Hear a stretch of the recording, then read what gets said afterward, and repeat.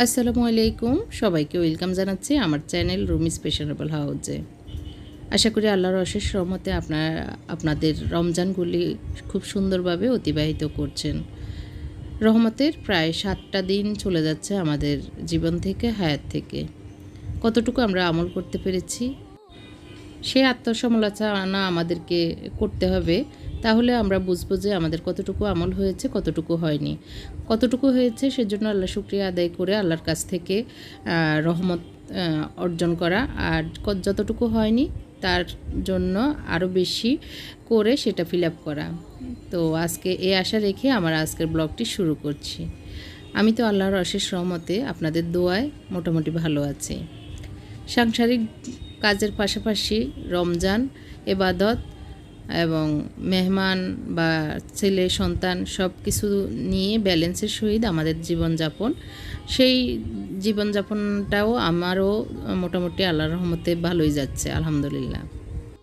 সাংসারিক টুকটাক কাজ তো আমাদের করতেই হবে। সেটা না হলে আমাদের সংসারটাও সুন্দর হবে না, আবার সব কিছু বিশৃঙ্খল হয়ে যাবে।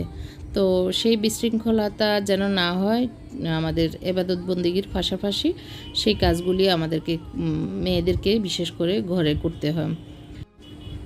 তো ছেলেদের কিছু তোলা কাপড় আছে, সেগুলো ধোয়ার পরে একটু ভালো করে আয়রনের মতো, যেগুলো আয়রনে দেওয়ার দরকার দিয়ে দিচ্ছি, আর কিছু আছে এমনিতেই সুন্দর করে ভাঁজ করে রেখে দিচ্ছি।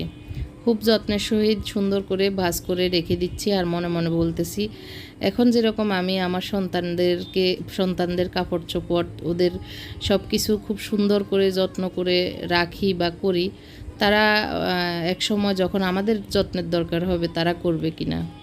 তখন আবার মনে আসলো, আমরা যদি ওই শিক্ষাটা দিতে পারি, আমাদের মা বাবার হক কী, মা বাবার প্রতি কতটুকু দায়িত্ব কর্তব্য সন্তানের, সেটা যদি আমরা এখন থেকে শিক্ষা দিতে পারি তাহলে অবশ্যই করবে। কারণ আমার হাজব্যান্ড, আমার বাসুররা যেরকম আমার শাশুড়ির শ্বশুরের খেজমত করছেন, সেরকম আমাদেরও করবে আশা করি আল্লাহর রহমতে। আর যদি আমরা ইসলামের শিক্ষা, তারপরে আখিরাতের ভয় যদি তাদের অন্তরে না দিতে পারি, মা বাবার হক কতটুকু সন্তানের প্রতি, তারপরে মা বাবার পায়ের নিচে সন্তানের বেহেস্ত, মা বাবার যত্ন যদি আমরা না করি, তাহলে তারা যে আখিরাতে কষ্ট পাবে, এই কথাগুলো তাদেরকে ছোটোবেলায় যদি না শিক্ষা দিই, তারা বড়োবেলায় এসে আমাদের যখন দরকার ওদেরকে, তখন তারা করবে না। তো এই শিক্ষাগুলি আমরা দিচ্ছি। তো আলহামদুলিল্লাহ হয়তো করবে, এটা আশা রাখছি। তারপরেও মা বাবা হিসেবে তো আমাদের একটা চিন্তা থাকেই, যতটুকু যে করবে সন্তানেরা সে ততটুকু দুনিয়া আখেরাতেই পাবে, আর যে সন্তানেরা করবে না সেটা ফল ভোগ আখেরাতে এবং দুনিয়াতে দুই জায়গায় ভোগ করবে। এটাই আল্লাহর বিধান, এটাই আল্লাহর ওয়াদা। তো আল্লাহ পাক আমাদের সন্তানদেরকে সঠিকভাবে পরিচালনা করার তৌফিক দান করুক, দ্বীনের শিক্ষা দেওয়ার আমাদেরও মন মানসিকতা সেরকম করে দেওয়ার তৌফিক দান করুক, এই দোয়া করছি। তো আমাদের রমজানের রহমতের 10 দিনের প্রায় 7 দিনে চলে যাচ্ছে। আমরা আসলে কতটুকু আমল করতে পারছি, কতটুকু আল্লাহর কাছ থেকে নাজাত নেওয়ার চেষ্টা করছি, সেদিকেও আমাদের খেয়াল রাখতে হবে। আর বিশেষ করে আল্লাহর কাছে এই রমজানে চাইতে হবে আমাদের গুনাহগুলা যেন মাফ করে দেন। সেই গুনাহগুলা মাফ করার জন্য আল্লাহর কাছে দোয়া করতে হবে। আমাদের জানা গুনাহ, শোনা গুনাহ, হাসির চলের গুনাহ, তামাশার চলের গুনাহ আমরা যে করতেছি, আমরা অনেক সময় জেনেও করতেছি গুনাহ, না জেনেও অনেক সময় করতেছি, আবার অনেক সময় হাসি ঠাট্টার মধ্য দিয়েও আমরা গুনাহ করতে ফেলতেছি। তো এই গুনাহগুলো যদি আমরা আল্লাহর কাছ থেকে মাপ না চেয়ে নিই, তখন আল্লাহ তো মাফ করবে না। তো অবশ্যই আমরা আল্লাহর কাছে চেয়ে এখন রমজানে মানে আল্লাহর কাছ থেকে ক্ষমা চেয়ে নেওয়ার চেষ্টা করব ইনশাআল্লাহ। কারণ হচ্ছে আমরা আমাদের মা বাবার কাছ থেকে অনেক সময় অনেক কিছু না চাইলে পাই না, সেরকমই আল্লাহ জানেন, আল্লাহ দিবেন। আল্লাহ অভিমান করে আছেন আমাদের প্রতি। আমাদের মা বাবা অনেক সময় রাগ করলে অভিমান করে থাকেন, যখন সন্তান এসে বলে গো আমাদেরকে ক্ষমা করে দেন, বাবা গো আমাকে ক্ষমা করে দেন, তখন না ক্ষমা করে দিয়ে পারেন না। সেরকম আমাদের আল্লাহও আমরা যত অন্যায় করি আমাদের আল্লাহ ক্ষমা করে দিবেন ইনশাআল্লাহ। এখন হচ্ছে বিকেল 5:09। আমি এখন রান্নাঘরে এসেছি। আমার বাবা জোহরের নামাজ পড়তে গিয়ে টমেটো পেয়ে 20 টাকা করে পেয়ে 5 কেজি নিয়ে এসেছে। তো আমি ধুয়ে বড়গুলো আলাদা করেছি, ছোটোগুলো আলাদা করেছি। ছোটোর ভিতরে যেগুলি নরম আগে খাওয়া হবে সেগুলি আর কি। আর এখানে 1 কেজি মরিচ, সেগুলি বটা ফেলে এভাবে রেখেছি। এগুলো কিছু ব্লেন্ড করে রাখবো আর কিছু আস্ত ডিপ ফ্রিজে রেখে দিব।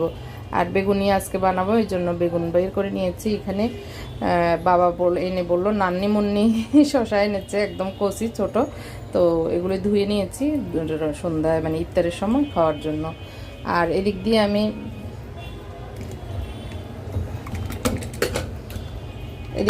হলুদ মরিচ লবণ দিয়ে বুট সিদ্ধ বসিয়ে দিয়েছি, একটু পরে হয়ে যাবে।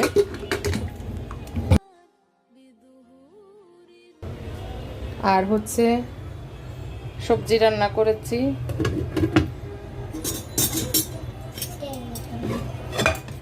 মাছ ভুনে নিয়েছি। এগুলি আমি সকালে করে নিয়েছি 12টার পরে আর কি। আর এখানে একটু বাজার আনিয়েছি,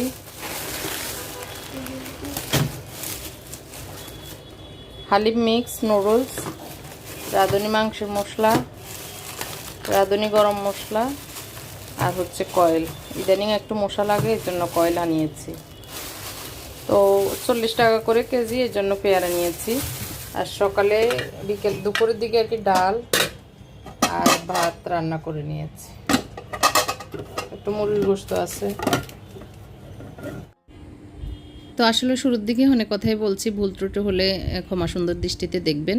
এখন আমি মরিচ আর টমেটোগুলো ডিপ ফ্রিজে এবং নর্মাল ফ্রিজে রেখে দিয়েছি। আর বেগুনের জন্য বেগুনটা পাতলা করে কেটে নিচ্ছি আর কি। ইফতার তৈরি করব, বেশি কিছু করব না, সিম্পলি আর কি। তো বটিটা হওয়াতে সুবিধা হচ্ছে, নিচে বসে আর এভাবে কাটতে হচ্ছে না। আর উপরে হওয়ার কারণে ভালোই লাগতেছে এটা আর কি। নতুন নতুন ইউজ করছি, ভালোই লাগছে আর কি।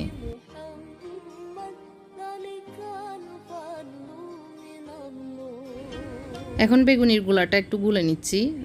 বেগুনিতে যা যা আমি দিই সেগুলি আর কি।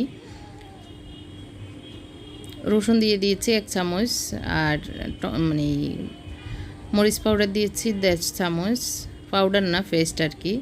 আর লবণ হলুদ দিয়েছি পরিমাণ মতো। আর এখানে আমি রাঁধুনি হালিম মিক্স অর্ধেক রান্না করব, এর জন্য একদম ফুটন্ত গরম পানি গরম করে নিয়েছি, নিয়ে অর্ধেক দিয়ে দিয়েছি। ভালো করে ভিজিয়ে নেড়েচেড়ে ভিজিয়ে নিচ্ছি। আধা ঘন্টা পরে আর কি চুলায় বসাবো। এভাবে এটা থাকুক, ভিজুক, তাহলে ভালো। আর আমি প্রেশার কুকারে রান্না করব, এর জন্য হতে দেরি হবে না।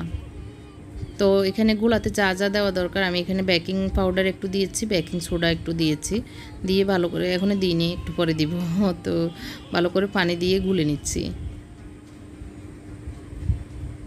একটু দিয়েছি এই যে বেকিং সোডা, আর অল্প একটু দিয়েছি বেকিং পাউডার, আর একটু জর্দা রং দিয়ে দিচ্ছি, দেখতে ভালো দেখা যায়, কালারটা সুন্দর লাগে এই জন্যই।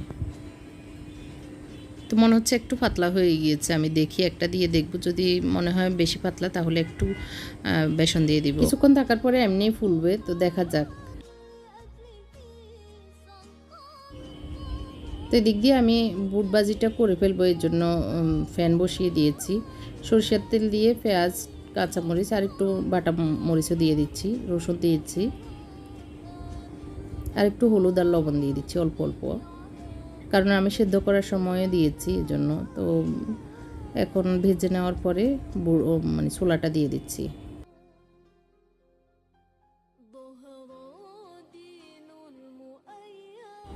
ছোলাটা একটু ভেজে নেওয়ার পরে আমি একটু বেসনগুলা দিয়ে দিচ্ছি, কারণ হচ্ছে একটু পানি আছে, এগুলি যেন মানে মাখা মাখা হয়ে যায়। আর ছোলাটা আমি ভালো করে সিদ্ধ করে নিয়েছি, যার কারণে একদম অনেক বেশি ভাজতে হবে তা না, জাস্ট হালকা একটু তেলে ভেজে নিলেই হয়ে যাবে। এদিক দিয়ে আমার মুনতাসিরের জন্য একটু নুডলস সিদ্ধ করব, তো এই জন্য নুডলস বসিয়ে দিয়েছি। ও ছোলা তারপর পেঁয়াজও এগুলো খেতে চায় না, তো ওর জন্য একটা ডিম দিয়ে নুডলস দিয়ে দিয়েছি, ওটা খুব পছন্দ করে এই জন্য। এই তো ছোলাটা হয়ে গিয়েছে, এখন বাটিতে ঢেলে নিচ্ছি। তো এই টাইমটা একটু আজকে লেট হয়ে গেছে, তো তাড়াহুড়ো করেই করে নিচ্ছি, বেশি যে সময় আছে তা না। তো তারপরেও দেখা যাক, আশা করি হয়ে যাবে। আজকে হচ্ছে আমার সাহেব উনি নাই, একটু পরে আসবেন। উনি থাকলে হয়তো আমাকে হেল্প করতো। আবার আমার বড় ছেলেরও একটা দাওয়াত আছে, ও ইফতারিতে থাকবে না, তো চলে গেছে। আর আমি একটু আজকে সকালে বেরিয়েছিলাম সুন্দরবন সহ, আমার কয়েকটা কাজ ছিল, তো এগুলো করে আসার পরে খুব ক্লান্ত ছিলাম, যার কারণে আজকে আসতে একটু ঘুষিমসি করে রান্নাঘরে এসেছি, যার কারণে এখন সেটা মানে তাড়াহুড়োতে পরিণত হয়েছে আর কি। তো যাই হোক, বেগুনিগুলো তাড়াতাড়ি দিয়ে দিচ্ছি, হয়ে যাবে। আর ফ্রিজে আলুর চপ আছে, সেগুলি এনে ভেজে নেব। আজকে আর বেশি কিছু করব না, এইটাই সিম্পল। হালিম রান্না করছি, বেগুনি, বুটভাজি, আলুর চপ আর জিলাপি আর কয়েক ধরনের আসলে ফ্রুটস আছে। আমি মোত্তাকিকে বললাম সেগুলি বের করে রেডি করে নিতে, তো টেবিলে ফ্রুটসগুলো রেডি করে নিচ্ছে।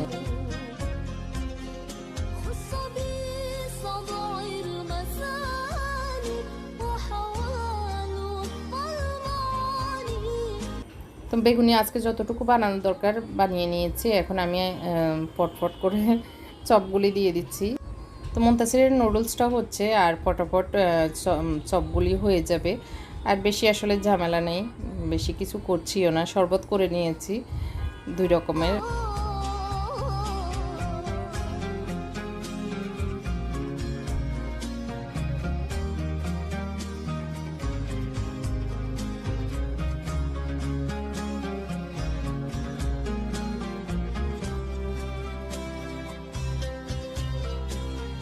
তো চপগুলো আসলে আগুন বেশি থাকার কারণে একটু লাল হয়ে গিয়েছে, তো আমি আগুন একদম কম করে দিয়েছি, এখন আস্তে আস্তে হবে। তো চপগুলি নামিয়ে নিয়েছি টেবিলে। এর ভিতরে আমার হাজব্যান্ড বাইরে ছিল, উনি এসেছেন, এসে টেবিলে প্লেট সাজিয়ে নিচ্ছে। তো সব কিছু নিয়ে গেছে একটু আগেই। আর আমি হালিমটা প্রেশার কুকারে রান্না করে নিয়েছি, এই যে এরকম করে। একটু পরে একটু ঘন হয়ে যাবে, একটু পাতলা মনে হচ্ছে। তো এখন একটু মুরগির গোশত দিয়ে রান্না করেছি আর কি।